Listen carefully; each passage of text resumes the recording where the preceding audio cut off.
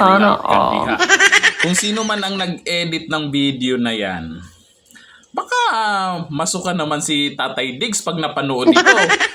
Kung sa susunod, kung sino mang nag-edit nito, sabi dito sa pag-edit niya, ang nakalagay dito, matinik talaga sa chicks si Tatay Diggs sa video po na in-upload ni Kai Alas. Hindi po ako sure kung siya po yung original na nag-edit niyan.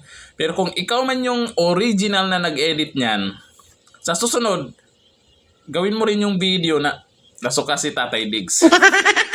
Ano kayang reaction ni dating Pangulong Duterte dito sa video na ito? Magustuhan kaya niya? Nako, ito kasi si Laila de Lima. Ang lagkit makatitig kay Tatay Diggs dyan sa Sana Quadcom. all.